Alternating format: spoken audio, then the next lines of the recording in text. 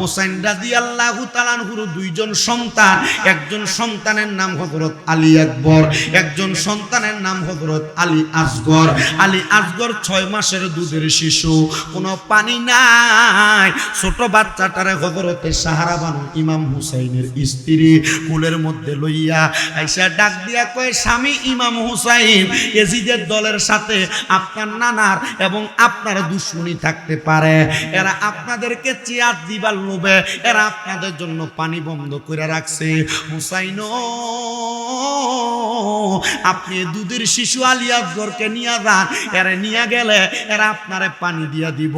আপনি যদি হযরত আলী আসগরকে নিয়ে যান, এরা মায়া করে আপনার একটু পানি দিয়া দিব। ইমাম হুসাইন কয়, না রে সাহারা বানু, না, ওই ইয়াজিদের মনের মধ্যে কোনো মায়া নাই। ওই ইয়াজিদ হলো বেঈমান, দুষ্ট পাপাচার। ওই ইয়াজিদ আমার আসগররে কষ্ট দিব। সাহারা বানু ডাক দিয়া কই, জান না, এরা এত পাষণ্ড না, এরা আমার ইমাম হযরত আলী আসগররে পানি দিব।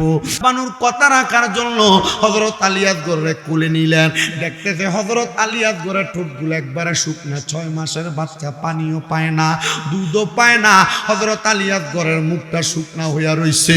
ইমাম হুসাইন ওনার জিহ্বাটা বাহির কইরা আলী আসগরের মুখের মধ্যে দিয়া দিছে। আলী আসগর জিহ্বাটারে এমন চোচা চুষছে, একটা বিন্দু পরিমাণ থুতু ইমাম হুসাইনের ঠোঁট মুবারক থেকে, জিহ্বা মুবারক থেকে বাহির হয় না। হবে কেমনে? কারবালার ময়দানে তো কোনো পানি নাই। কারবালার ময়দানের পানি ওই দুষ্ট ইবনে জিয়াদের লোকেরা বন্ধ করে দিয়া রাখছে। যখন বন্ধ করে দিয়ে রাখছে রে মুসলমান, হযরত ইমাম হুসাইন ছোট বাচ্চাটারে নিয়ে পুরাত নদীর পারে গেছে। পুরাত নদীর পারে দেয়া ডাক দিয়া কই, ও উবাইদুল্লাহ ইবনে জিয়াদ, ও আব্দুল্লাহ ইবনে জিয়াদ, ও ইয়াজিদ, ও শিমর, তোমরা কি আমার সন্তানটারে একটু পানি পান করাইবানি? তারা ডাক দিয়া কই, হুসাইন সামনে আগমন করেন, পানি দেওয়া হবে। যখন ইমাম হুসাইন হযরত আলী আসগরকে কুলের মধ্যে নিয়ে সামনে গেছে, ইমাম আলী আসগরের বুক বরাবর তীরটা মাইরা ইমাম আলী আসগরের দুনিয়া থেকে জান্নাতের রাস্তা দেখিয়ে দিছে।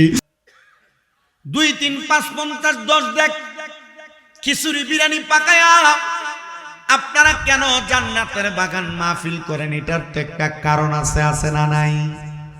বাবাজি, যারা মদিনা শরীফ গিয়েছেন, মদিনা শরীফের বর্তমান 310 নাম্বার গেট বরাবর হাতের ডান দিকে একটা রাস্তা গেছে, 15 মিনিট হাঁটা লাগে, 10-15 মিনিট। যে রাস্তাটা সোজা যায়া মসজিদে জুমা থেকে মসজিদে কুবা মসজিদ পর্যন্ত যায় পৌঁছাইছে। ওই কুবা মসজিদ, যে কুবা মসজিদের ভিতরে 2 রাকাত নামাজ আদায় করলে একটা উমরা হজের সওয়াব পাওয়া যায়। ওই কুবা মসজিদে আমার নবীজি প্রত্যেক সোমবারে যাইতেন। কি বার? নামাজ কয় রাকাত পড়লে কয় উমরার সওয়াব? মারহাবা কোন। আমার প্রিয় মুসলমানেরা, ধৈর্যের সাথে একটু মনোযোগ দিয়ে আলোচনা শ্রবণ করেন। নবী আমার প্রত্যেক সোমবারে যাইতেন। একদিন শীতের সকালবেলা আমার নবীজি মসজিদে কুবার দিকে রওনা করলেন। মদিনা শরীফ এবং কুবা মসজিদের মাঝ বরাবর একটা ঘর আছে, মাটির ঘর, যেটার উপরে এখন কোনো ছাদ নাই। যে ঘরটা খাতুনে জান্নাত মা ফাতেমাতুজ জোহরা রাদিয়াল্লাহু তাআলা আনহার ঘর। নবী আমার ওই ঘরের দরজার সামনে গেলেন, যা সালাম প্রদান করলেন। সালাম দেওয়ার সাথে সাথে ঘরের দরজাটা আমার নবীজির কলিজার টুকরা হযরতে মাওলা আলী রাদিয়াল্লাহু তাআলা আনহু দরজাটা খুলে দিলেন। দরজাটা খুলে দেওয়ার পরে নবীজিকে খাতুনে জান্নাত মা ফাতেমা সালাম দিলেন। হযরত ইমাম হাসান আর হুসাইন খেলা করতেছে ঘরের পাশেই। আমার নবীজি শীতের সকালবেলা কালো রঙের একটা পশমি চাদর নবীজির শরীর মোবারকে লাগায়া আমার নবী যখন ওই খাতুনে জান্নাত মা ফাতেমার ঘর মোবারকের মধ্যে প্রবেশ করলেন, নবীজি দেখতে পাইলেন মাওলা আলী ক্ষুধার্ত, মা ফাতেমা ক্ষুধার্ত, হযরত ইমাম হাসান আর হুসাইন ক্ষুধার্ত। আমার নবীজি তখনও কোনো দেরি করলেন না। নবীজির শরীর মুবারকে কালো রঙের যেই চাদর, ওই চাদরটাকে আমার নবী এইভাবে তাদের সামনে মেলে ধরলেন। মেলে ধইরা নবী আমার ডাক দিয়া কই, ওগো হযরত আলী, আপনি আমার চাদর মুবারকের নিচে প্রবেশ করেন। ওগো মা ফাতেমা, আপনি আমার চাদরের নিচে প্রবেশ করেন। ওগো হযরত ইমাম হাসান আর হুসাইন, আপনি আমার চাদরের নিচে প্রবেশ করেন। আমার নবী চাদরের নিচে যখন তারা চারজন প্রবেশ করলেন, মাঝখানে আমার দয়াল নবী রইয়া গেলেন। নবীজি তখন আল্লাহর দরবারে হাত বাড়ায় দোয়া করে, আল্লাহুম্মা হাউলাই আহলু বাইতি, আল্লাহ আপনি এদেরকে কবুল করেন, এরা হলো আমার আহলে বায়াত। জোরে কোন সুবহানাল্লাহ। ভাই ওই আমার গভীর মনোযোগ, নবীজি এই দোয়া করতে দেরি আমার আল্লাহ সাথে সাথে কোরআনের আয়াত নাযিল করে দিছে। সুবহানাল্লাহ কইতেন না? আল্লাহ কোরআনের আয়াত নাযিল করে, ইন্নামা ইউরিদুল্লাহু লিইউযহিবা আনকুমুর রিজসা আহলাল বাইতি ওয়া ইউতাহিরাকুম তাতহীরা। জবান খুলে জোরে জোরে করনা সুবহানাল্লাহ। আল্লাহ কয়, হাবিব নিশ্চয় যারা আপনার বংশধর, নিশ্চয় যারা আপনার আহলে বায়াত, আমি আল্লাহ তাআলা তাদের থেকে সকল প্রকার অপবিত্রতা দূর কইরা আমি আল্লাহ তাদেরকে পবিত্র বানায় দিছি। যেরকম সুবহানাল্লাহ। ও মন বাই ফাঁকেতে পাঞ্জাতন, নিরাকারে নিরঞ্জন, এক বস্তুতে দুই রকম বুঝায়। শরীয়তের সতেক নাম, তরিকতের নাই মুকাম, হাকিকত বুঝিলে মারফত পাই, রে মন পাগলা মনুরাই। ও তুই ডুবু দিলি না পাক দরিয়ায়। ও মনরে আমার নবীজি সিন্ধু কইয়া মারেফতের তালা দিয়া হাসান হোসেন রাখছে ডাইনে বাই। মা ফাতেমা শিকলে হইয়া তালাটা রাখছে আটকায়া, সাবি নিছে আলী মুর্তুজাই, রে মন পাগলা মনুরাই। ও তুই ডুবু দিলি না পাকে দরিয়ায়। জবান খুলে জুড়ে জুড়ে কোন আল্লাহু আকবার। আল্লাহ কয়, বন্ধু এই চাদরের নিচে আপনারা যারা আছেন, আপনি দয়াল নবী মাঝখানে, মা ফাতেমা, মাওলা আলী, হযরত ইমাম হাসান আর ইমাম হুসাইন, এই পাঁচজনকে ফার্সি ভাষায় বলা হয় ফাক পাঞ্জাতন, মানে পবিত্র পাঁচটা দেহ। নবী গো, আমি আল্লাহ তাআলা এদেরকে পবিত্র বানায়া দিছি। আমার নবী কয়, আল্লাহ আপনি এদেরকে কবুল করেন, আমি নবী এদেরকে ভালোবাসি।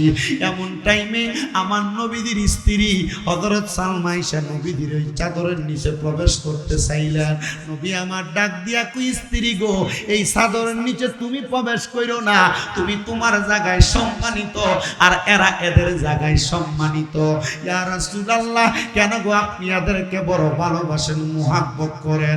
আমার নবী কয়, উম্মে সালমা, আমি নবী কেন আহলে বায়াত পাক পাঞ্জাতনরে ভালোবাসি জানোনি? নবী গো কেন? হযরত আনাস ইবনে মালিক হাদিস বর্ণনা করে। আনাস ইবনে মালিক কয়, জগৎবাসী, একদিন আমি আমার নবীর দরবারে প্রবেশ করলাম, ইমাম হুসাইনও আমার নবীর দরবারে প্রবেশ করছে।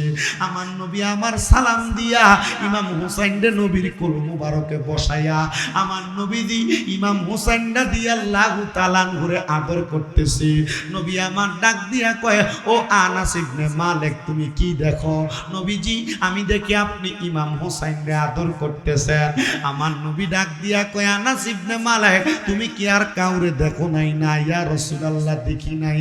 আমার নবী কয়, আনাস, আমার আল্লাহর ফেরেশতা হযরত মিকাইল আলাইহিস সালাতু ওয়াস সালাম অল্প কিছুক্ষণ আগে আমার দরবারে আগমন করছে।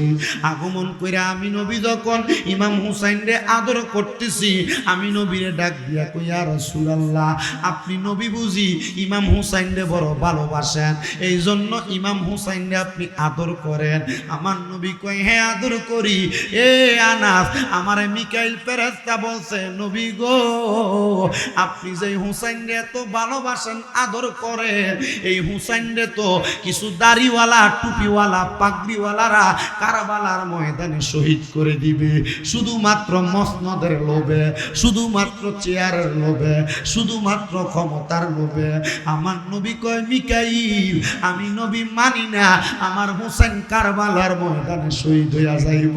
মিকাইল ডাক দিয়া কয়, নবী গো, ইমাম হুসাইন এমনি শহীদ হইয়া যাইতো না গো নবী। নবী ইমাম হুসাইন যখন শহীদ হইব ইমাম হুসাইন নামাজরত অবস্থায় থাকব, 2 রাকাত নামাজ আদায় করব, কিন্তু দুনিয়ার মানুষ 2 রাকাত নামাজে সেজদা দেয় 4টা, ইমাম হুসাইন সেজদা দিব 3টা।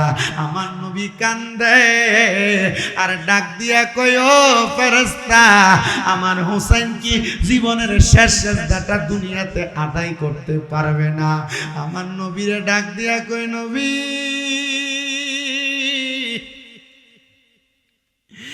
ইমাম হুসাইনের আরেকটা সেজদা বাকি থাকবে, ওই সেজদাটা ইমাম হুসাইন দুনিয়াতে দিবে না। ইমাম হুসাইন ওই সেজদাটা আল্লাহ তাআলার কাছে হাসরের ময়দানে দিবে। নবী গো, আমার নবী কয়, কেন রে ইয়া রাসূলুল্লাহ? হাসরের ময়দানে ইমাম হুসাইন যখন একটা সেজদা দিবে, ইমাম হুসাইনের একটা সেজদা মুবারকের বিনিময়ে আপনি নবীর লক্ষ লক্ষ কোটি কোটি গুনাহগার উম্মতরে আমার আল্লাহ মাফ কইরা দিব।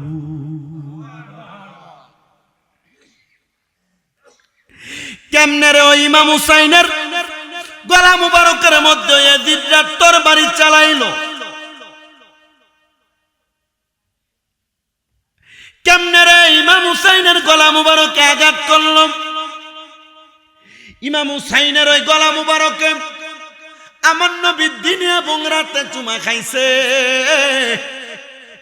আমার নবীজি ইমাম হুসাইনকে এত আদর করছে, নবীজি আবার খাতুনে জান্নাতের ঘর থেকে তাদেরকে নিয়ে বের হইলেন। ছোট ছোট 2টা বাচ্চা। আমার নবী যখন বের হইয়া সামনের দিকে যায়, আরবের মরুভূমির ছোট ছোট পাথরগুলা ইমাম হাসান হুসাইনের পায়ের নিচে আঘাত লাগতেছে। ইমাম হাসান উফ শব্দ করে, আমার নবীও উফ শব্দ করি। ইমাম হুসাইন উফ শব্দ করে, আমার নবীও উফ শব্দ করি। ইয়া রাসূলুল্লাহ, আঘাত লাগে তাদের, আপনি কেন উফ শব্দ করেন? আমার নবী কয়, ওরে কেউ যদি ওদের কষ্ট দেয় যেন নবী কষ্ট পায়। বলেন, কেউ যদি ওদের কষ্ট দেয় যেন নবী কষ্ট পায়। কষ্ট দিল মা ফাতিমার গায়ে। বলেন, কষ্ট দিল মা ফাতিমার গায়ে। বলেন, কেউ যদি ওদের কষ্ট দেয় যেন নবী কষ্ট পায়। তিরমিজির হাদিস, কেউ যদি ইমাম হাসান হোসেনকে কষ্ট দেয় স্বয়ং আমার নবীরে কষ্ট দেয়। আশেক বলে, কেউ যদি ওদের কষ্ট দেয় যেন নবী কষ্ট পায়। কষ্ট দিল মা ফাতিমার গায়। বলো, কষ্ট দিল মাওলা আলীর গায়। হাইরে কোন পাশানে তিরি মারিল নবীর বংশের কলি যায়। হাইরে কোন পাশানে তীর মারিল নবীর বংশের কলি যায়। কষ্ট দিল মা ফাতিমার গায়। বলো, কষ্ট দিল মাওলা আলীর গায়। জান্নাতের যুবকদের সরদার ইমাম হাসান হুসাইন নবী বলছেন হাদিসে। জান্নাতের যুবকের সরদার ইমাম হাসান হুসাইন নবী বলছেন হাদিসে। হায়রে সেই হুসাইনকে শহীদ করল দুষ্ট এজিদে। কষ্ট দিল দয়াল নবীর গায়। বলো, কষ্ট দিল দয়াল। আমার দয়াল নবীজি যখন এদেরকে নিয়ে সামনে যায়, এরা উপশব্দ করে, আমার নবী উপশব্দ করে। হাসান হুসাইনকে আমার নবীজি নবীর কাঁধ মোবারকে উঠাইয়া নবী আমার সামনের দিকে যায়। বনু কুরায়জা গোত্রের হেজাজ অঞ্চলের এক লোক ডাক দিয়া কয়, দেখছনি হাসান হুসাইনের কপাল কত ভালো, এরা যেই দামি সাওয়ারের উপরে উঠছে, সাওয়ারটা বড় দামি। আমার নবী ডাক দিয়া কয়, ও বনু কুরায়জার হেজাজের মানুষ, শুধু সাওয়ার দামি না, সাওয়ারের উপরে যেই দুইজন সাওয়ারি আছে, এই দুইজন সাওয়ারি পর্যন্ত দামি। জোরে কোন সুবহানাল্লাহ। ভাই আমার গভীর মনোযোগ দিবেন আলোচনা। আমার ভাই মাওলানা আলী সান্নাদি অনেক দূর পর্যন্ত আগায় নিয়ে গেছে, কিন্তু তার মাঝে কারবালার ময়দানে যে নবীর নাতিদেরকে কষ্ট দেওয়া হইল, ওই কষ্টগুলার আলোচনাটা কিন্তু আমি আপনাদেরকে করব। কবে মনে রাখতে হবে, যারা কষ্ট দিছিল তারাও কিন্তু মুসলমান দাবিদার, যারা কষ্ট দিছিল তারাও কিন্তু টুফিওয়ালা, যারা কষ্ট দিছিল তারাও কিন্তু কোরআনে হাফেজ, যারা কষ্ট দিছিল তারাও কিন্তু মুসলমান দাবি করছে। মুসলমান দাবি করলে মুসলমান না, আগে দেখতে হইব এটার অন্তরে কলবের মধ্যে ঈমান আছে কিনা, আহলে বায়াতের ভালোবাসা আছে কিনা। যখন ইমাম হুসাইনের গলা মুবারকের মধ্যে দুষ্ট ইয়াজিদ ছুরি চালাইব, তখন আসরের নামাজের ওয়াক্ত হয়ে গেছে। ওই ইয়াজিদ ডাক দিয়া বলছে, তাড়াতাড়ি ইমাম হুসাইনের গলা মুবারকে ছুরি চালাও, আসরের নামাজ কাজা হয়ে যাবে। আমি জানতে চাই যে হুসাইনের নানার কারণে আসরের নামাজ পাইছে, ওই হুসাইনের গলা মুবারকে ছুরি চালায়া যদি আসরের নামাজ পড়ে, নামাজ হইব হইব? আমার দয়াল নবী রাহমাতুল লিল আলামিন নবী সবার কাছে ওসিয়ত করে গেছেন।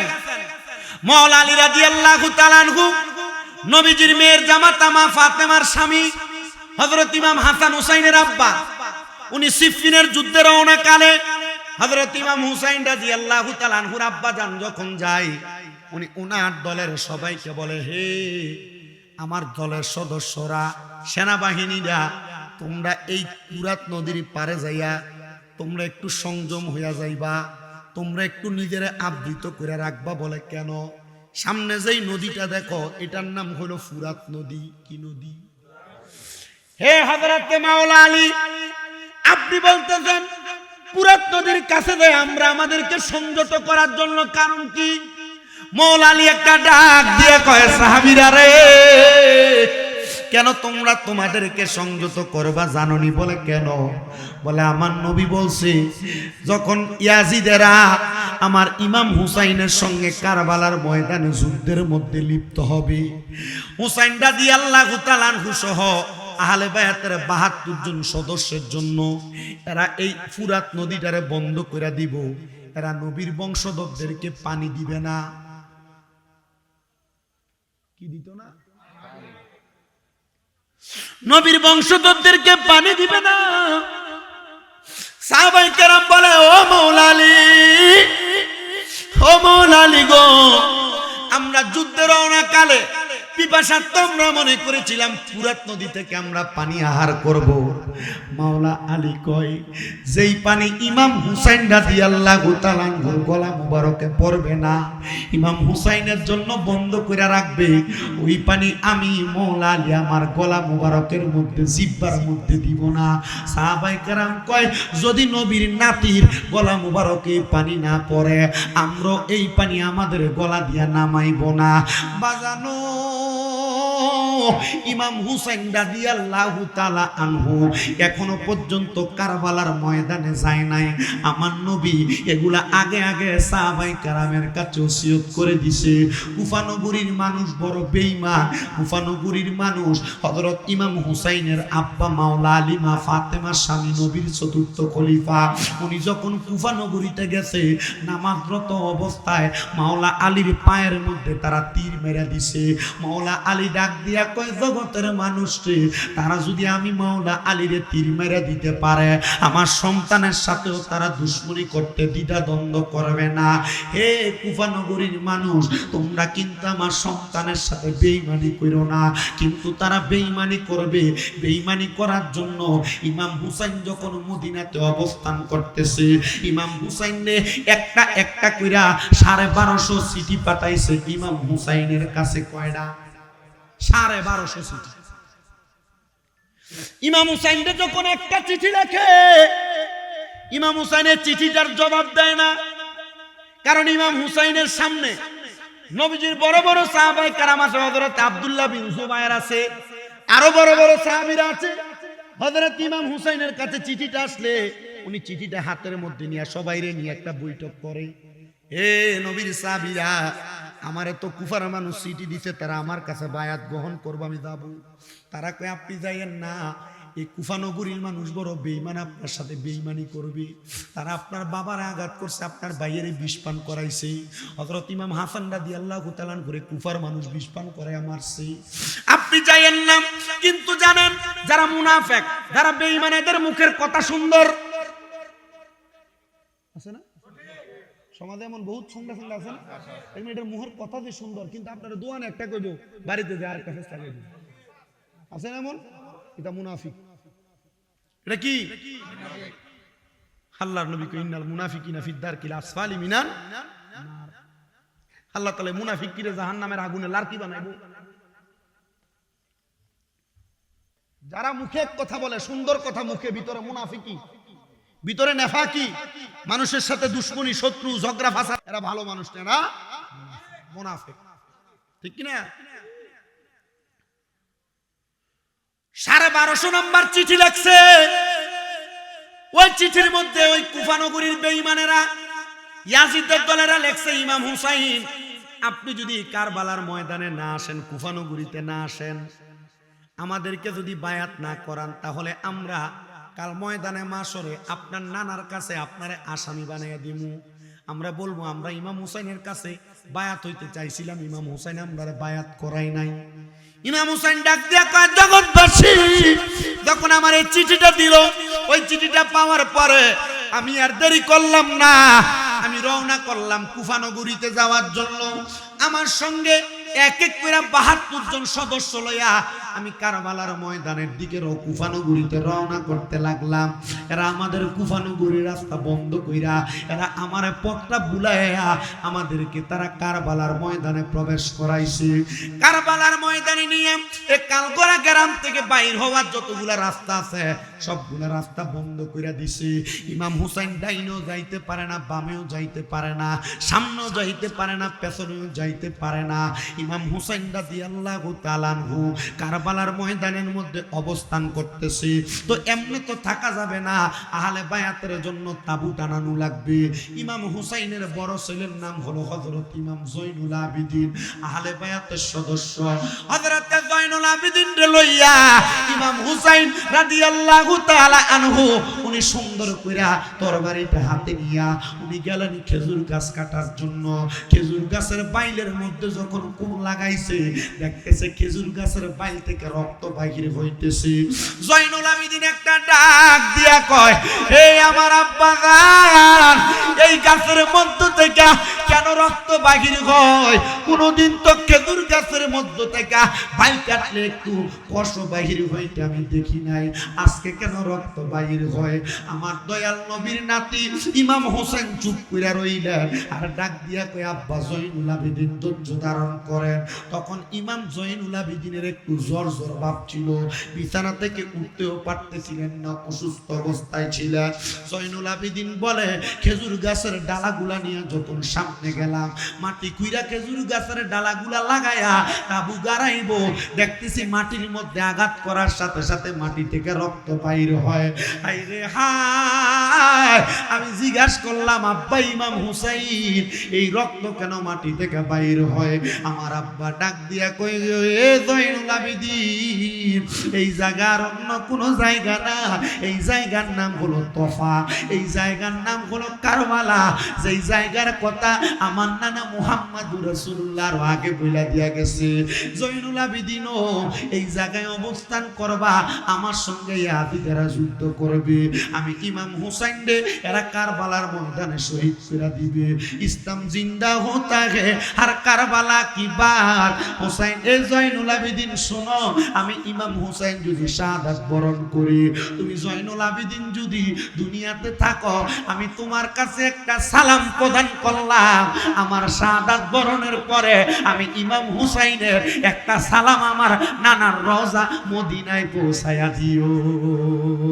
আখিরি সালাম লন, আখিরি সালাম লন, ওহে না না জান আপনারই হোসেন যাই গো কারবালার ময়দান, বলেন আপনারই হোসেন যাই গো কার।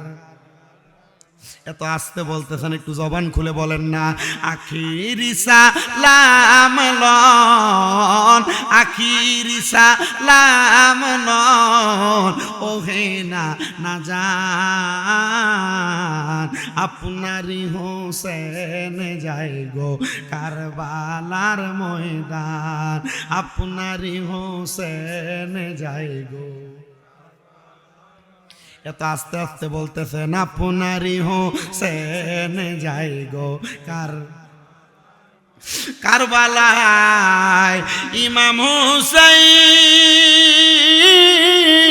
নানার উম্মতের জন্য হয় নিজেই জামিন। কারবালায় ইমাম হুসাইন নানার উম্মতের জন্য হয় নিজেই জামিন।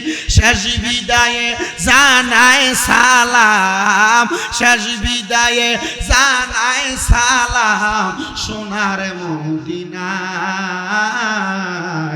আপনারই হোসেন যাই গো কারবালার ময়দান। আখিরি সালাম লন, আখিরি সালাম লন, ওহে না না জান আপনারই হোসেন যাই গো কারবালার ময়দান। হুসাইন কারবালায় যাইয়া ইয়াজিদের কাছেতে দিলেন গলা কাটায়া।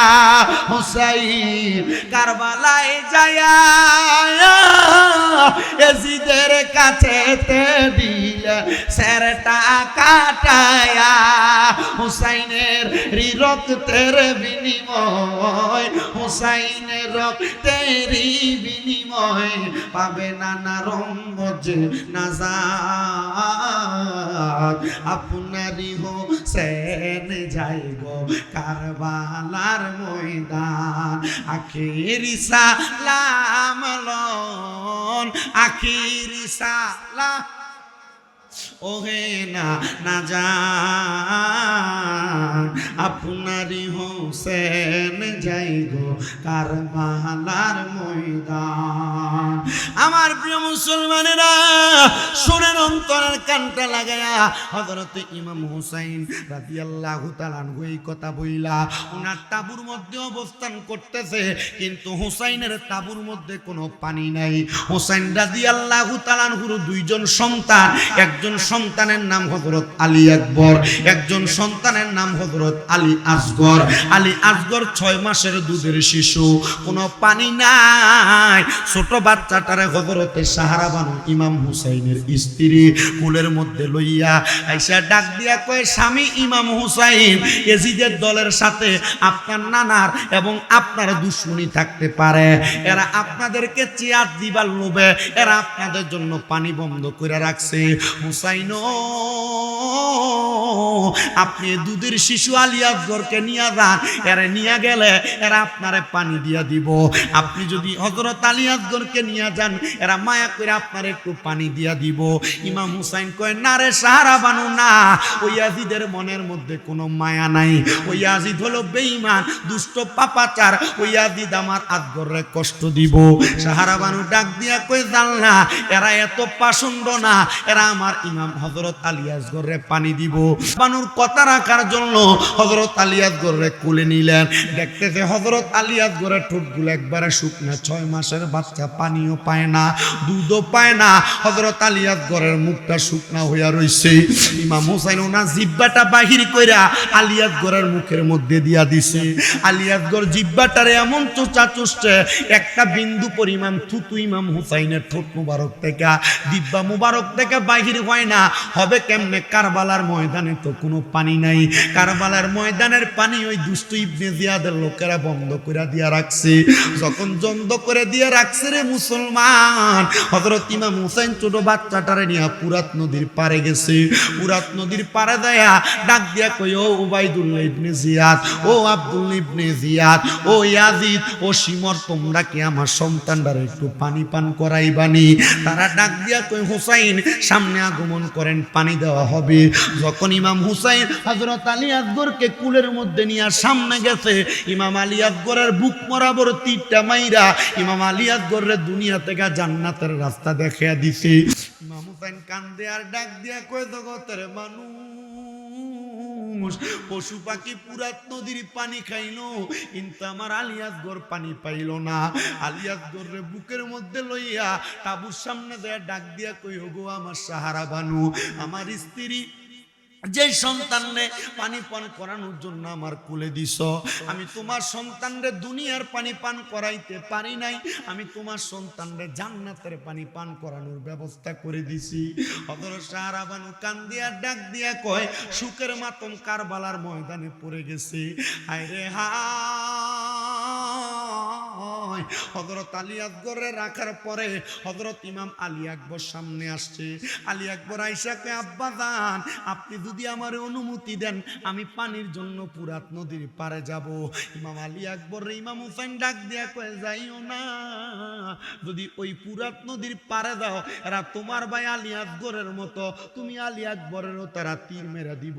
ইমাম আলী আকবর ডাক দিয়া কয়, হুসাইনে পাকের রক্ত মুবারক আমার শরীরে, আমার দয়াল নবী রক্ত মুবারক আমার শরীরে, খাতুনে জান্নাতের রক্ত মুবারক আমার শরীরে, হযরত আমির হামদার রক্ত মুবারক আমার শরীরে, হযরতে খাতুনে জান মাওলা আলীর রক্ত আমার শরীরের মধ্যে, ইমাম হাসানের রক্ত আমার শরীরের মধ্যে, মক্কা এবং মদিনার বড় বড় যারা আহলে বায়াতের সদস্য প্রত্যেকের রক্ত আমি আলী আকবরের শরীরের মধ্যে বয়।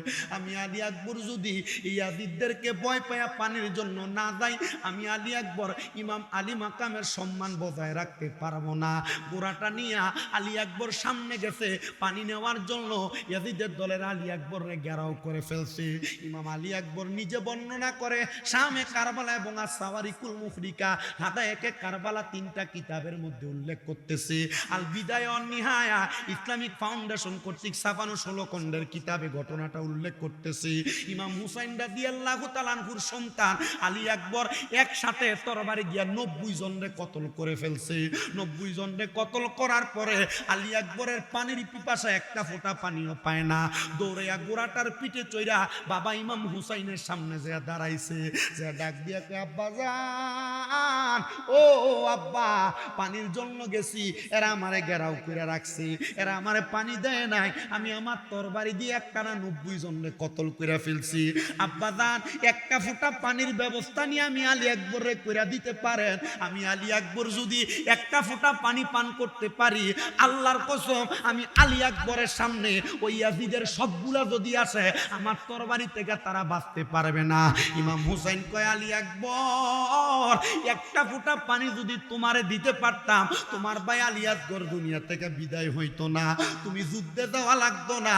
আলী আকবর, দুনিয়ার পানি পান করা লাগবে না রে, যা যা যুদ্ধের ময়দানে যা, ইয়াজিদের সঙ্গে যুদ্ধ কইরা যদি তুমি দুনিয়া থেকে বিদায় হইয়া যাও, আমি হযরত ইমাম হুসাইন বললাম, আমার নানা মুহাম্মদুর রাসূলুল্লাহ, তুমি আলী আকবরের জন্য হাউজে কাউসারের পানি লইয়া দাঁড়াইয়া রইছে। জোরে কোন সুবহানাল্লাহ। বাজালো হযরত আলী আকবর দেরি করলেন না, আবার গোড়ার পিঠে উইটা দৌড়াইতে দৌড়াইতে সামনে গেছে। হযরত আলী আকবর বলে, সামনের দিকে যাইয়া আমি ওই জায়গার মধ্যে যুদ্ধ করা শুরু করে দিলাম। যুদ্ধ করতে করতে করতে করতে রে আমি আলী আকবরের তরবারি থেকে কেউ বাঁচতে পারলো না, কিন্তু শিমর নামক একটা লোক পিছন থেকে আলী আকবরের পিঠের মধ্যে একটা তীর মেরা দিছে। আলী আকবর ডাক দিয়া কয়, জগতের মানুষ রে, এ জগতের মানুষ, আমি যখন যুদ্ধ করি এরা আমার নিঃশ্বাসটা বন্ধ কইরা দিছে। হযরত আলী আকবরের কতল কইরা আলী আকবরের লাশ মুবারকটারে, আলী আকবরের দেহ মুবারকটারে ঘোড়ার পিঠে উঠাইয়া তরবারি দিয়া বাইন্দা, ওই তরবারি দিয়া আটকায়া আলী আকবরের দেহটারে পাঠাইয়া দিছে হুসাইনে পাকের তাবুতে। সাহারা বানু কান্দে আর ডাক দিয়া কয়, কে মারলো রে এমন কষ্টের কাজ, কে করলো রে? আরে কারবালার ময়দানে এমন মাতম জারি কে শোনায়া দিল রে? এত কষ্টের ঘটনা কারবালার ময়দানে চলতেছে, আর আশেক বলে, আমার ভাই হোসেন রে শহীদ করল কোন পাশানে, আমার ভাই হোসেন রে শহীদ করল কোন পাশানে, লুটিয়া মাতম করন বিবি জয়নবের। আইরে আমার ভাই হোসেন রে শহীদ করল কোন পাশানে, আমার ভাই হোসেন রে শহীদ করল কোন পাশানে, লুটিয়া মাতম করে বিবি জয়নবে, লুটিয়া মাতম করে বিবি জয়নবে। পুরা কারবালার ময়দানের মধ্যে কান্নার রুনাদারি পড়ে গেছে। আলী আসগর নাই, আলী আকবর নাই। পশু পাখি পানি পান করে, কিন্তু নবীর পরিবারে পানি দেয় না। হায় রে হায়, ওই আদিদেরা কার জন্য পানি রাখছে? নবীর পরিবার যদি পানি না পায়, কারে পানি পান করাইবো? ওই আহলে বায়াতের সদস্যের মধ্যে একজন বুজুর্গ মানুষ ছিলেন, যার নাম ছিল হযরতে আব্বাস কলমদার রাদিয়াল্লাহু আনহু। মারহাবা কোন। বংশের ভিতরে সব যদি বাদ হয়, একটা মানুষ হইলো ভালো থাকে, থাকে না? এই ভালো মানুষটার এলাকা সবাই সম্মান করে না? হযরতে আব্বাস কলমদার রাদিয়াল্লাহু তাআলা আনহু সবাই মহব্বত করে।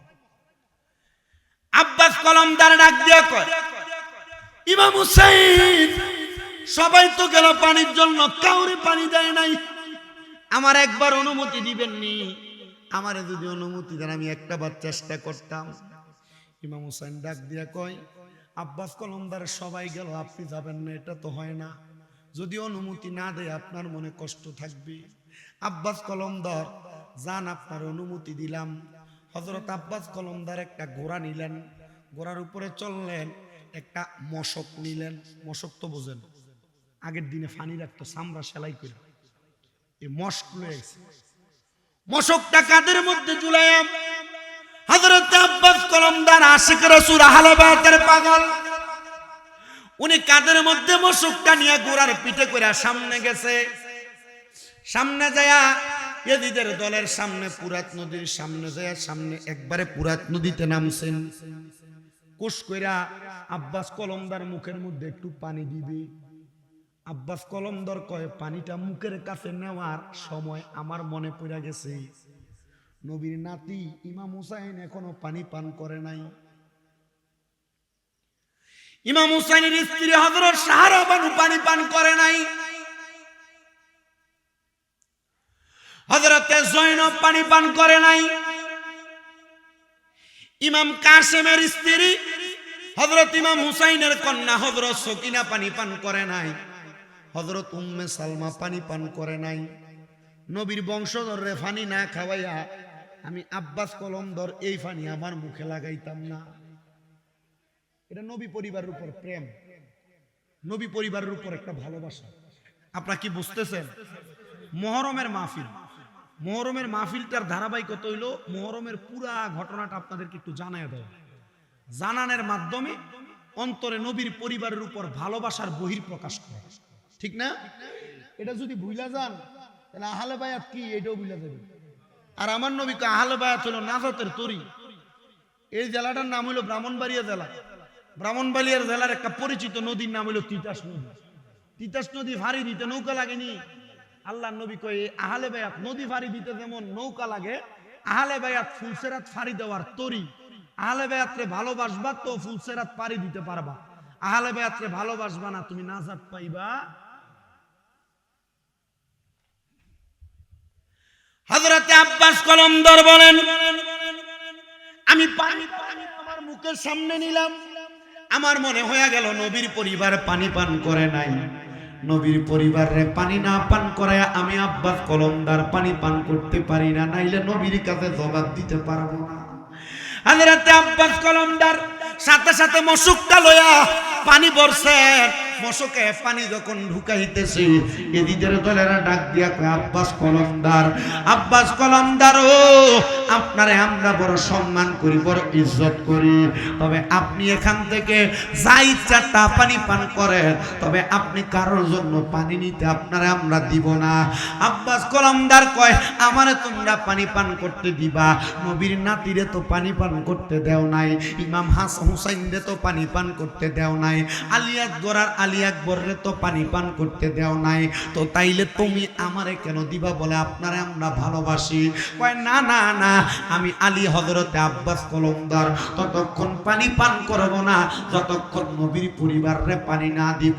এই কথা বইলা মশকটা কাঁধে নিয়া আব্বাস কলমদার সামনের দিকে যাইতেছে, আর দুষ্ট পাপাচার ইয়াদি দাইসা আব্বাস কলমদারের ডান হাতের যেই কাঁধের মধ্যে মশকটা ঝুলানো ছিল, হাতটা একটা কোপ দিয়া আলাদা করে ফেলছে। হযরত আব্বাস কলমদার ওই সাথে সাথে ওনার ওই হাতের মধ্য থেকে সুন্দর কইরা মশকটা উনি ওনার বাম হাতে নিয়ে নিছে। বাম হাতের মধ্যে যখন কোপ দিতেছে, আব্বাস কলমদার মুখের মধ্যে কামড় দিয়া মশকটা ধরছে। ওনার ডান হাত আর বাম হাত কোনোটাই দুনিয়াতে নাই, কোনোটাই আলাদা করে ফেলছে। আব্বাস কলমদার এইভাবে কারবালার ফুরাত নদীর পার থেকে হযরত ইমাম হুসাইনের তাবুতে পালায়া দিছে, ফাটায়া দিছে। আব্বাস কলমদার ডাক দিয়া কয়, ইমাম হুসাইন গো, পানি নিয়ে আসতে পারি নাই, আমার দুইটা হাত আমি আপনার জন্য কোরবান করে দিছি। ইমাম হুসাইন বর্ণনা করে, রক্ত যাইতে যাইতে চেহারাটা নীল হইয়া আব্বাস কলমদার দুনিয়া থেকে জান্নাতের যাত্রী হইয়া গেছে। বাজানো হে আমার পর্দার অন্তরালের মা বোনেরা, এই কালগড়া পূর্ব পাড়া জামে মসজিদ প্রাঙ্গণে জান্নাতের বাগান মাহফিল যারা সাজাইছেন, আপনারা মনে রাখবেন, ইমাম হুসাইন শুধু কারবালায় শহীদ হয় নাই, কারবালায় ইমাম হুসাইনের আগে আরো 71 জন সদস্য শহীদ হয়েছে। আমি ধারাবাহিকভাবে কয়েকজনের কথা বলে আমার ওয়াজের ইতিটা কষ্ট হবে, কষ্ট হবে আপনাদের। একটু মুহাব্বতে আমার সাথে দুরূদ শরীফ পড়েন, আল্লাহুম্মা সাল্লি আলা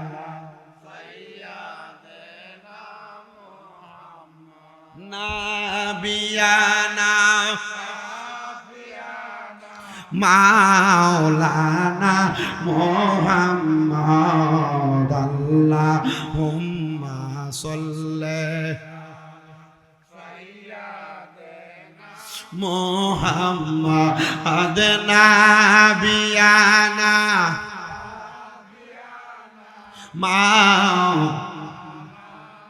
দয়াল নবীর এসে রাগন লাইগাছে যার কলি যায়, হায়রে প্রাণ ভরিয়া জানাই সালাম ওই নবীজির পাক রওজায়, আল্লাহুম্মা সাল্লি সাইয়্যিদ মুহাম্মদ নাবি নামাও। ভাই আমার গভীর মনোযোগ দেন, কারবালার মাহফিলে তো লাখ টাকা হাজার টাকা খরচ করে করেন, কিন্তু লাভটা কি হবে? কারবালার ময়দানে একটা বিবাহ হয়েছিল, কি হয়েছে? যে বিবাহের কোনো ওয়ালিমা হয় নাই, কোনো খাওয়া দাওয়া হয় নাই, নবীর পরিবার, নবীর আহলে বায়াতরা যারা ভালোবাসবো, সোহাদায়ে কারবালারে মোহাব্বত করব, আমার একটা বিশ্বাস, এই বিয়ার খানার দাওয়াতরা জান্নাতের মধ্যে আমার আল্লাহ তারারে খাওয়াইব। ওই বিয়াটা কার বিয়া শুনেন? হযরত ইমাম আলী আকবর শেষ, আলী আকবর শেষ, আব্বাস কলমদার শেষ। এমন টাইম ইমাম হুসাইন ডাক দিয়ে কয়, এই আমার সদস্যরা, আমি ইমাম হুসাইন কারবালায় যাবো যুদ্ধ করার জন্য। এমন টাইম ইমাম হুসাইনের পেছন থেকে ইমাম হুসাইনের ভাতিজা, ওনার বড় ভাই ইমাম হাসানের বড় ছেলে হযরত ইমাম কাসেম ডাক দিয়ে কয়, চাচা যান, কারবালার ময়দানে যাইয়েন না। বলে কেন? বলে কারবালার ময়দানে যে যাবেন, কারবালার ময়দানে আপনি যে শহীদ হয়ে গেলে, আপনার নানা মুহাম্মাদুর রাসূলুল্লাহ যদি আমার ময়দানে মাশরে প্রশ্ন করে, হে ইমাম কাসেম, তুমি জীবিত থাকতে আমার নাতি ইমাম হুসাইন কেন আগে যুদ্ধ কইরা শাহাদাত বরণ করলো? আমি আপনার নানার কাছে কোনো জবাব দিতে পারবো না। চাচা জান, আমার অনুমতি দেন, আমি যুদ্ধ করব। এটা নবী পরিবারের প্রতি প্রেম, নবী পরিবারের প্রতি ভালোবাসা, চাচার প্রতি ভাতিজার মহব্বত। হযরত ইমাম কাসেমের কথা বলতে দেরি ইমাম হুসাইন ডাক দিয়ে কয়, হে ভাতিজা ইমাম কাসেম, যাও যাও যাও, অনুমতি প্রদান করলাম, অনুমতি প্রদান করলাম। তুমি কারবালায় যে যুদ্ধ করবা, তবে জানো তোমার আব্বা ইমাম হাসান আমার ইন্তেকাল করার আগে, শাহাদাত বরণ করার আগে, আমি ইমাম হুসাইনের কাছে একটা ওসিয়ত করে গেছি। ও আমার পানের চাচা গো, কি ওসিয়ত করছে আপনার কাছে? বলে ওসিয়ত করছে কি জানো? ওসিয়ত করছে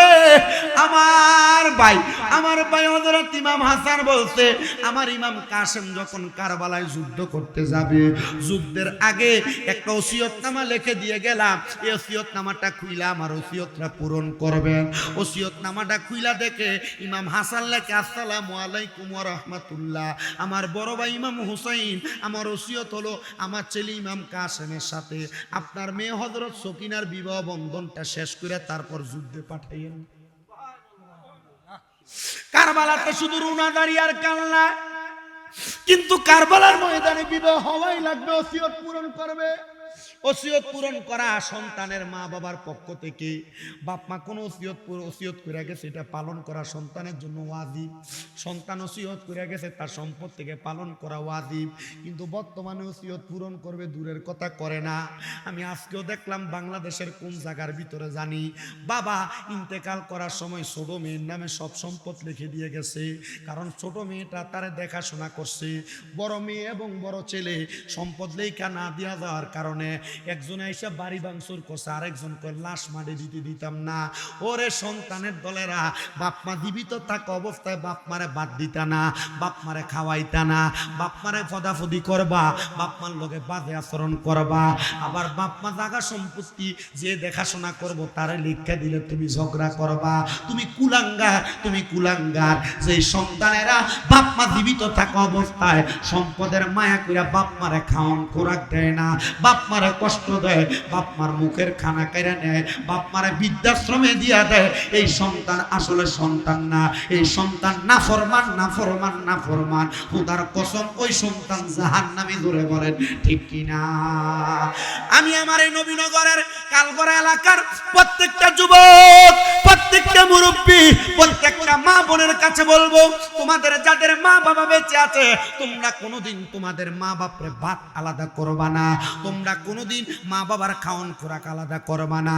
তোমাদের কাছে আমার আবদার, তোমরা কোনোদিন তোমাদের মা বাবারে কষ্ট দিবা না, তোমাদের মা বাবারে আঘাত করবা না। বলে কেন? কারণ কি? কারণ একটাই, কারণ একটাই, কারণ একটা, তুমি যদি এমন কর্মকাণ্ড করো তুমি নাফরমান হয়ে যাইবা, তুমি নাফরমান হয়ে যাইবা। আম্মা আব্বা কোন ওসিয়ত করে গেলে ওসিয়ত গুলা তোমরা পালন করবা।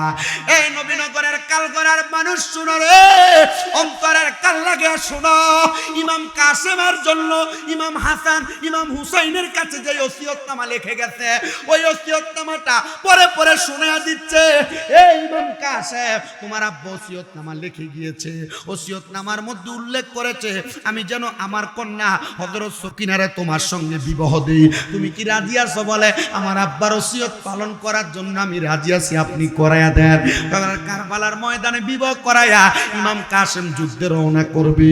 যুদ্ধে রওনা করার আগে সকিনার বয়স মাত্র তখন একবারে কম, যে ডাক দিয়া কই, ও সকিনা, আমি তোমারে বিবাহ করছি, কথা সত্য, তোমার হক আমি আদায় করতে পারবো না, স্বামী হিসাবে আমি তোমার কাছ থেকে বিদায় চাই, তুমি আমার হক ক্ষমা করবা। হযরত সকিনা কয় ক্ষমা করব না। ও স্বামী ইমাম কাসেম শুনেন শুনেন শুনেন গো, আমি আপনার হকটা আমার কাছে জমা রাখলাম। আপনার কাছে আমার হক হইল, আপনি যদি কারবালার যুদ্ধ করতে দেয়া শহীদ হইয়া যান, আমি সকিনারে শহীদের বউ বইলা পরিচয় দিবেন নিজের। এখন সুবহানাল্লাহ। আর বর্তমানের মহিলারা বিবাহ করবে 5 লাখ 7 লাখ 10 লাখ মোহরানা অধিকার, এটা পালন করই লাগবে। বিয়ে হয়েছে পারছো না, ঠিক আছে, বিদেশ থেকে প্রতি বছর 1 ভরি করে স্বর্ণ ফাটাই দিও। বিয়ার মোহরানা সর্বনিম্ন কয় লাখ? আপনাদের দিকে কত করে দেওয়া? 5 লাখ না, 5-6 লাখ। এখন 5 লাখ টাকা দে বিয়ার মোহরানা করলেন, এই ফুলা মাসে ইনকাম করে 10-12 হাজার টাকা। এ মোহরানা দিতে পারবো? এ বিয়ার রাতকে বউর কাছে মাফসা যে আমার তো মোহরানা দেওয়ার মতো সামর্থ্য নাই, তুমি আমার মাফ করে দাও। একটা 3 পিস দিয়ে একটা আংটি দিয়ে মাফ লো। কথা কন না, এটা কি মাফ লওয়ার জিনিস না হক আদায় করার জিনিস? আপনি মোহরানারে সহজ করে দেন, কমাইয়া দেন, এটা করে না। এই মোহরানার হক সন্তানের আদায় করতে পারবে না বিদায় যে ফুলা বিয়া করলো হইলে 20 বছর বয়সে এটারে বিয়া করায় 30 বছর বয়সে। হ্যাঁ, বিদেশ যাইয়া 10 বছর মুনি দিয়া দেশে আনার পরে এরপরে আরে বিয়া করে। কথা কয় না? বাপের যদি দেখে কেউ বিয়ে করে না, কে লেগা কাম কাজ করে না, বিয়ে করে কি করবে? নিজের ফায়দা রয়েছে না, এবার ফায়দা রয়েছে। সন্তানের বয়স 19 বছর, 17 বছর থেকে শুরু করে 20 বছর, 22 বছর, 25 বছর আপনার সন্তান বিবাহের বয়স হয়েছে, আপনি বুঝতেছেন। মুরগি ডিম পাড়ার সময় হলে মুরগি যেমন উমরা কাটে, একটা সন্তানের বিবাহের বয়স হলে ওই সন্তানের নড়াচড়া দেখলে বোঝা যায় সন্তান বিবাহ করবে। আর আপনি মা বাবা তার বিয়ে করান না যে তার নিজের পায়ে দাঁড়ায় নাই। আল্লাহর কসম করে বলি, সন্তান প্রাপ্ত বয়স্ক, বিয়ে করার বয়স হয়েছে বোঝা যাচ্ছে। এর যদি বিয়ের বয়স না হয় একই ফ্যাম করতে ঘুরে, আপনার মনে কথা বুঝতেছেন না? এ যদি বিয়ের বয়স না হয়, এনাইলে লগের বাড়ির মাইয়া ফানির লগে টিস্কারি মারে, তার মানে আর বিয়ের বয়স হয়েছে। বিয়ের বয়স হয়েছে। যদি কোনো মা বাবার সন্তান বিবাহের বয়স হয়েছে বোঝা যায়, কিন্তু ওই সন্তানকে মা বাবা বিয়ে করায় নাই, বউ খাওয়াইতে পারবে না এই চিন্তা কইরা, আর ওই সন্তান যদি কোনো মহিলার সাথে কোনো মেয়ে বেবিচার প্রেমের সম্পর্কে লিপ্ত হয়, প্রেমের সম্পর্কে লিপ্ত হইয়া যা গুনাহ করব, মা বাপ বিয়ে না করানোর কারণে সব গুনার ভাগীদার।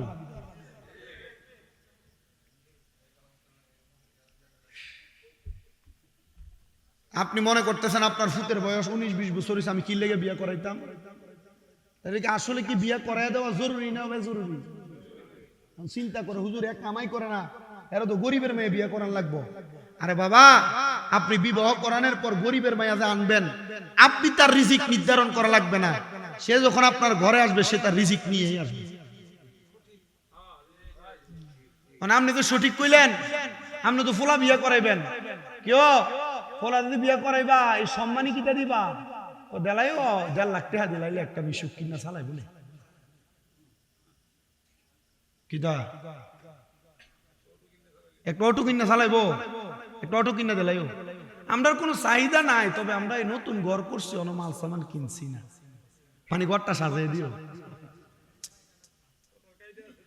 আমরার কোনো চাহিদা নাই, তোমরা জামাইরে খুশি করে দিলাইও। কথা কন না কে রে? আমি আমার বয়স যখন 18, কত 18, আমি এমন বিয়া শাদীর বেজাল বানি।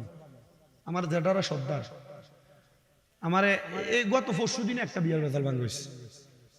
আমার কথা হচ্ছে, এমন প্যাসের মধ্যে যদি আপনি বিবাহরে আটকে রাখেন, আপনার সন্তানের বয়স 15-16 থেকে সন্তান উমরা কাটা শুরু করে, বিবাহের জন্য তার ভিতরে লালসা তৈরি হয়। 20-22 বছর বয়স হলে আপনি তার বিয়ে না করাইলে সে জেনা ব্যভিচার করে। আল্লাহর কসম, সে জেনা করে যে গুনার ভাগীদার, আপনি তার প্রাপ্ত বয়সকে বিয়ে না করানোর কারণে আপনি সেই গুনার ভাগীদার। আপনার সাবদার আটকে না রেখে বিয়ে করেন। কষ্ট হইতেছে আপনারা? অসুবিধা হইতেছে আপনারা? এলাকার পোলাপান খুশি হয়ে যাবে। মায়া ফ্যানজেরির বয়স 16-17 হয়েছে, এরা খুশি হয়ে যাবে। যা খুজুর আমরা বিয়ার একটা লাইন করে দিয়ে গেছে, ঠিক না? তোমরা বিয়ার লাইন করে দিয়ে গীতা করতাম। তোমরা নামাজ নাই, রোজা নাই, মা বাবার প্রতি কোনো নজর নাই। এই যে মহরম মাস চলতেছে, আর্জেন্টিনার ব্রাজিল দৌড়ে দৌড়ি করে কথা কয় না কা? 40,000 টাকা লোন লইয়া হের মোটরসাইকেলের আর্জেন্টিনার কালার বানাইছে। 500 হাতের আর্জেন্টিনার ব্রাজিলের পতাকা বানাইছে। খবর লইয়া দেখা গেলে আগের ঈদে হের মারে কাপড় কিনে দিছে। কথা কন না কা? 120 হাতের ব্রাজিলের পতাকা বানায়, আর্জেন্টিনার পতাকা বানায়, 12 হাতের কাপড় মারে কিনে দেয় না। মুসলমানের সন্তানের বিবেকের ভিতরে কুকুরে প্রস্রাব করছে। ফজরের নামাজের ওয়াক্ত হয়ে যায়, ফজরের নামাজের কোনো খবরই থাকে না। আর সকাল 7টার দিকে খেলা, ফজরের সময় ঘুমাইও না। কথা কন না? খেলা নিয়ে আমার ভিতরে কোনো কিউরিসিটি কাজ করে না। তবে আমার কথা হচ্ছে এটা, খেলা দেখবা, পতাকা টাঙ্গাইবা, টানাও। তুমি মুসলমানের ফুত হইয়া কোনদিন তোমার যে কালেমার একটা পতাকা তোমার বাড়ির সাথে লাগাইলা না। আর যখন তোমার কাছে ফিফা বিশ্বকাপ ওয়ার্ল্ডের খেলা হয়ে পড়ছে, তুমি আর্জেন্টিনা, ব্রাজিল, ফ্রান্স, জার্মানের সব পতাকা লাগাইলা, তুমি মুসলমান না, মুসলমান নামের দুশমন। ডান হাত তুলে বলেন ঠিক না বেঠে?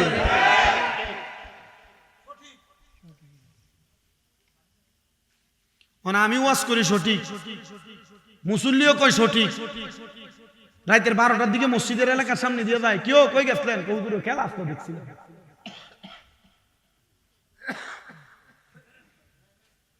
কেউ ফজর নামাজে দেখলাম না, রাতে 4টার দিকে খেলা, খেলা থেকে ঘুমাইছি, তার খবর নাই। মুসলমানের সন্তানেরা, আপনি খেলা দেখবেন কি দেখবেন না, এটা নিজের নিতান্ত আপনার নিজের বিষয়। না, আপনি আপনার নিজের বিবেককে প্রশ্ন করেন। সকাল 7টায়, সকাল দিনের রাত্র 12টায় খেলা হবে, সকাল 4টায়, ভোর 4টায় খেলা হবে। আপনি এটার জন্য অপেক্ষা করেন। আপনি কোনোদিন রাত্রবেলা এশারের নামাজ পড়া ফজরের নামাজ পর্যন্ত অপেক্ষা করছে কিনা এই পোলাপান গুলা, এই মানুষগুলা? এটাও বিবেক দিয়ে যাচাই করার বিষয়। যদি না করে থাকেন, খোদার কসম, আমার কাছে না, এলাকার সর্দারের কাছে না, মেম্বার চেয়ারম্যানের কাছে না, মাওলার দরবারে ময়দানে মাশরে জবাবদিহিতা করা লাগবে। আর্জেন্টিনা ব্রাজিল লইয়া, ব্রাজিলের 7 গোল খাইছে, এটা লইয়া 7 আপ দায়িত্ব কাজে লেগেছে এলাকা। কথা কয় না তো? লাগে না কাজা? সাদওয়ানে সায়ের কাপ কামিলি করে। আরেক দমকার কাটারে দেখছি বড়ি দিয়ে কিস্তি উড়াইয়া ব্যাঙ্গারের ভিতরে ব্রাজিলের কালার করছে। আমি এটা মোবাইলে দেখি যে আপনাদের কাছে আবদার, মুসলমানের মেয়েদেরকে ফেসবুকে দেখা যায় উন্না সারা, এই আর্জেন্টিনা ব্রাজিলের জার্সি পরা উন্না সারা তাদের দেহ দেখানোর জন্য এরা ফেসবুকে চলে আসে। লজ্জা লাগে না? এক মুরব্বী দেখছি, বুড়া বয়সে বিমৃতি ধরছে, দাড়ির ভিতরে আর্জেন্টিনার পতাকার কালার বানাইছে। দেখছেন আপনার এগুলা? লজ্জা নাই এদের, শরম নাই এদের। দাড়ি রাখছো নবীর সুন্নত, এত বড় দাড়ি, দাড়ির ভিতরে খ্রিস্টানদের পতাকার কালার। আল্লাহ হেদায়েত দান করুন। কত নাচানাচি খেলা উপলক্ষে এলাকার ভিতরে ডেক্সেট বাজায়, খানার আয়োজন করে। কিন্তু এ যদি মিলাদুল নবীর মাহফিল করে সে তাবারুক করে, আর্জেন্টিনা ব্রাজিলের খেলা উপলক্ষে এলাকায় খিচুড়ি বিরিয়ানি রান্ধে, কিন্তু সুয়াদে কারবালার মাহফিল করে বিরিয়ানি খিচুড়ি রান্না একই বেদাত। খেলা উপলক্ষে মিছিল করে আর মিলাদুল নবীর 10টা জুলুসের মিছিল করলে কই বেদাত? সব বিলয়ে বেদাতের ফতুয়া, কিন্তু এদের ব্যাপারে হারামের ফতুয়া আসে না? আসতো না, কারণ আসলে যুব সমাজ এদের থেকে দূরে থেকে। আল্লাহ সবাইকে হেদায়েত দান করে। আমি আপনাদের রাস্তা সহজ করে দিচ্ছি, গুনার ভাগীদার হয়েন না। সন্তান উপযুক্ত বয়স হয়েছে মনে করলে বিয়ে করাই দিয়ে আপনি আপনার ইনকাম থেকে সন্তানের বউর খরচ চালায়েন, দেখবেন আল্লাহ তাআলা আপনার পরিবারকে সুন্দর করে দিবে। হ্যাঁ, যদি আপনি 30 বছর বয়সে বিয়ে করান, 30 বছর বয়সে বিয়ে করলে হের বাচ্চাটা হইতে আর বয়স হইবে 31 বছর। এ বাচ্চা মানুষ হইতে যদি 20 বছর লাগে তাহলে হের বয়স হবে 51 বছর। হ্যাঁ কি হের নাতি ফুতির কামাই খেতে পারবো? জি ফুতের কামাই তো খাইতে পারতো না। এই জন্য সন্তান প্রাপ্ত বয়স্কার উপযুক্ত বয়স হইলে ছেলে মেয়েকে বিবাহ করায় দেওয়া এটা মা বাবার দায়িত্ব। আর যদি না করান তাহলে আপনি এই সন্তান গুনাহ করলে আপনি গুনার ভাগীদার হবেন। আমি যেই কথার মধ্যে ছিলাম আমার মুসলমানেরা, ইমাম কাসেমকে কারবালার ময়দানের মধ্যে বিবাহ করায়া পাঠায়া দেওয়া হলো কারবালায় যুদ্ধ করার জন্য। আমি অল্প সময়ের মধ্যে শেষ করে দিব। 12টা 6 বাজে, 1.5 ঘন্টা হয়েছে। আর বেশি দেরি করে লাভ নাই। ফজরের নামাজ যেন মানুষ পড়তে পারে, ঠিক আছে না? কারণ আমি আপনাদের অত্র অঞ্চলে ওয়াজ করে মজা পাই। এদের লোহরি আসছি, কালীপুর আসছি, এই শ্রীরামপুরের পাশে আসছি, এদিকে যত জায়গায় আসছি, রতনপুর টতনপুর, মোটামুটি সব জায়গায় ভালো পাইছি। শ্রোতা যতটুকু ওয়াজ করে বুঝিয়ে দিয়ে যায় ততটুকু শান্তি। আজকে কারবালার ওয়াজ যতটুকু করছি, আমার মনে হয় যে আমি যতগুলা ঘটনা শর্টকাটে বলে ফেলছি, এতগুলা প্রত্যেকটা ঘটনা এক এক বক্তা এক এক মাহফিলে ওয়াজ করে। আর আমি লাস্ট 3 দিন এই ব্রাহ্মণবাড়িয়া জেলাতে ওয়াজ করতেছি। গতকালকেও মাহফিল করছিলাম কসবা, ওরা বাড়িতে গেছি। আমার আপনারা অনেকে জানেন আমার আম্মা অসুস্থ, চলে যাওয়া লাগে। আজকেও করে যাওয়া লাগবে, আগামীকালকে শাহবাজপুর মাহফিল, কিন্তু আমি বাড়িতে চলে যাবো। এরপরের মাহফিল আমার তন্ত্র, মোটামুটি আমার রানিং মাহফিল গুলো যেগুলো ব্রাহ্মণবাড়িয়াতে, আমার ব্রাহ্মণবাড়ির মানুষ ভালোবাসে, মহব্বত করে। আপনার থেকে 2 পয়সা নিয়ে এমন হয় আমরা সংসার চলে, আলহামদুলিল্লাহ। কয় না তো? আপনাদের নবীনগরের অনেক পোলাপান আমার মাদ্রাসায় পড়ে, আমি দেখি যে আপ্যায়ন বলা লাগে না, বানায় ফিডা লইয়া দেখা, ফল ফ্রুট লইয়া দেখা ভাই ইয়া মাদ্রাসায় হুজুর খাইয়ে নাম ফিডা লইয়া দেখা বানায়। এটা মহাব্বত, আলাদা মহাব্বত। পর্দার অন্তরালে অনেক মা বোন, ওই যে আমার নাসির মিয়া নেই, নাসির ভাই না, উনি কইলো যে হুজুর বৃষ্টিটা যদি না হয়তো দেখতেন বেডিন কত। আমি জানি নবীনগর, ব্রাহ্মণবাড়িয়া, বাঞ্ছারামপুর, হোমনা, তিতাস, মুরাদনগর এই এলাকা মাহফিল হইলে বেড়াইতে থেকে বেরিয়ে তো 10 গুণ বেশি, ঠিক নেই? তবুও এখন যাই হিসাব করলে আমার মা বোন আপনার বেশি আছে,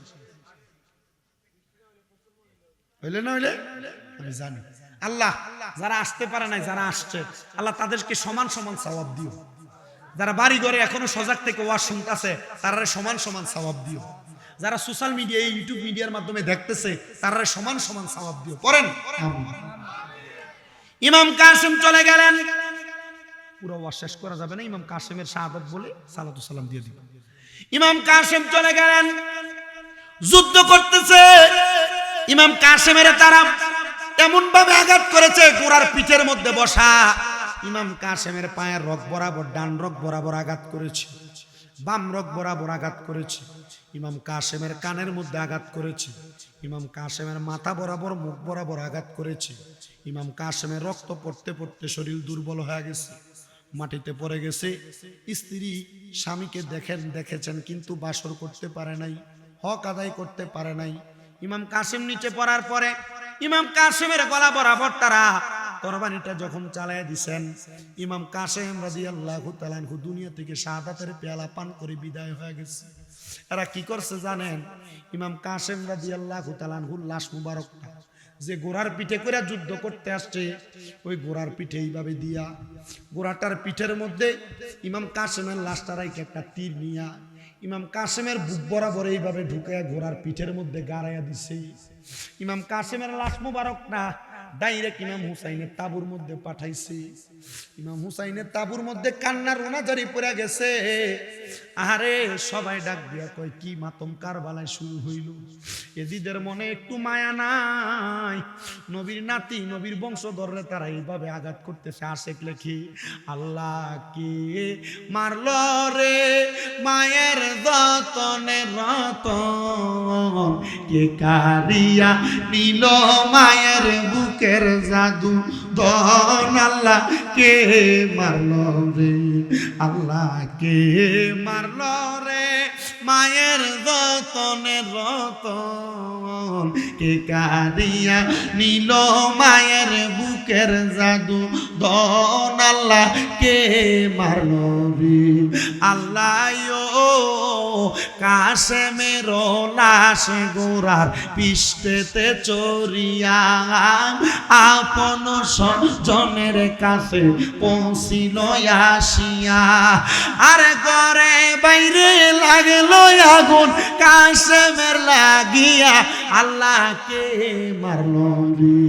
আল্লাহকে মারলো রে মায়ের যতনে রতন কে কাঁদিয়া নিল মায়ের বুকের জাদু দন আল্লাহকে মারলো রে আল্লাহ কাশেমের লাশ সজন যখন দেখিল আসমানে ভাঙ্গা যেন তাদের মাথাতে পড়ল তারে মাইরা আন্দার করলো তারে মাইরা আন্দার করলো মদিনার ভুবন আল্লাহকে মারলো রে আল্লাহকে মারলো রে মায়ের যতনে রতনকে কারিয়া নিল মায়ের বুকের জাদু দন আল্লাহকে মারলো রে আল্লাহ কিয়া গুণ লাগাইয়া দিল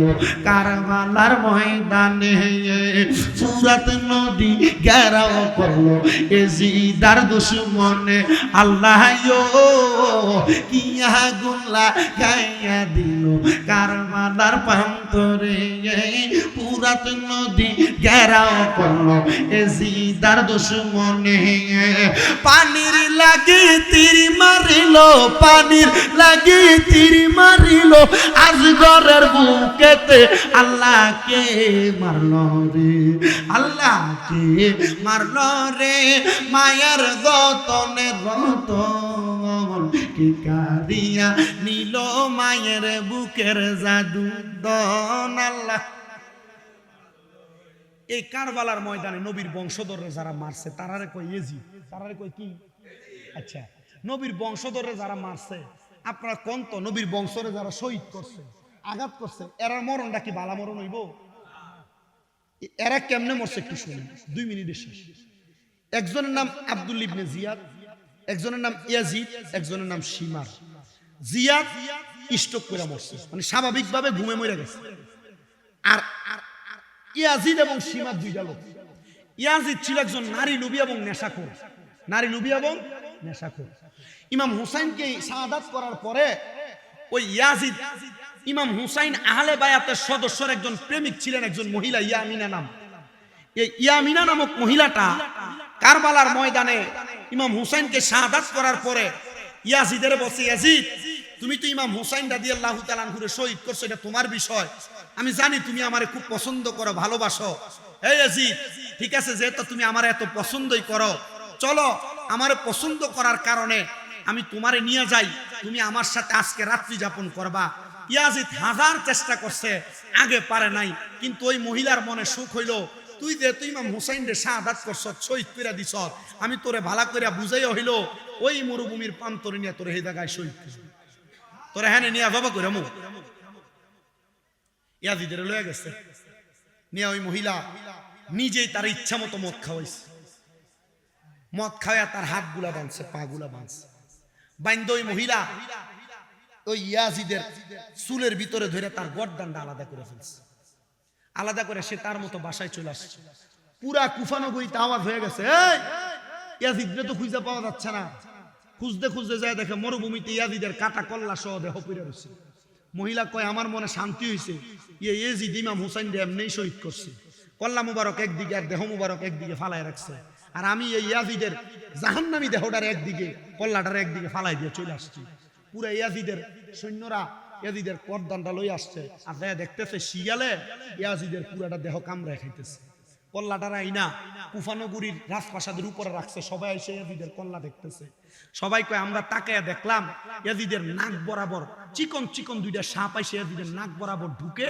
আর এক দিক দিয়ে ঢুকে আর আরেক দিক দিয়ে বের হয় আচ্ছা নবীর নাতিরে শাহাদাত কইরা শহীদ কইরা দিয়া জবে কইরা দিয়া এর মরণটা কি এর থেকে ভালো মরণ আশা করা যায় এর হুকুমে আজি শিমরে ছুরি চালাইছিল মানে শিমর কেমনে বললো শিমর ছিল একজন নেশাখোর মানুষ মদখোর হ্যাঁ নেশা করে ঘরে ঘুমাইছিল বাথরুমে চাপ দেওয়ার কারণে শিমর বাথরুমে যখন প্রবেশ করছে ওইখানে মাথা ঘুরে পড়ে মাথা ফাইটা মারা গেছে। নবীর নাতিরে কষ্ট দিবা আর তোমরা ইয়াজিদরা ভালোভাবে মরবা। বাংলাদেশের যারা এখনো পর্যন্ত ইয়াজিদের নামের শেষে রহমতুল্লাহ আলাই কয়, দেখবেন সাদা পাঞ্জাবি সাদা টুপি লাগাইয়া কত সুন্দর কয়। ইয়াজিদের তো কোনো দোষ ছিল না, রাজনৈতিক দ্বন্দ্বের কারণে নবীর নাতিদের সাথে লিপ্ত হয়েছিল। আবার কইব ইয়াজিদ হাফেজে কোরআন ছিল, ইয়াজিদ ভালো আলেম ছিল। ইয়াজিদকে সরাসরি দোষারোপ করা যায় না। আল্লাহর কসম, এডি হইল ইয়াজিদের সামুন্ডার সন্তান। কথা কোন ঠিক কিনা? আমরা কারবালার মাহফিল করলে, মুহররমের মাহফিল করলে, সোহাদায়ে কারবালার ওয়াজ মাহফিল, মিলাদ মাহফিল করলে, মানুষকে খিচুড়ি তাবারুক খাওয়াইলে আমরা কবি এটা বেদাত, বুঝবেন যে এটা ইয়াজিদের প্রোডাক্ট। ঠিক কিনা? ঠিক কিনা? আল্লাহ আমাদেরকে মুহররমের মাহফিল করলে যারা ভণ্ড বেদাতি কয়, আল্লাহ এদের থেকে আমাদেরকে হেফাজত করে। আশেক কয়, ওরে নবীর তাজিমে একটু দাঁড়ালে কত জনে কত কথা কয়। মিলাদ ক্যাম্প করলে বন্ধ কয় না, বেদাতি কয় না, সিন্নিখুর কয় না, বিরানিখুর কয় না, জিলাফিখুর কয় না। কইতে থাক, এরারে কইবা তুমি বলতে থাকো। ওরে নবীর তাজিমে একটু দাঁড়ালে কত জনে কত কথা কয়। দিলে সালামি আমরা তো জানি, এ দিলে শান্তি কত হয়।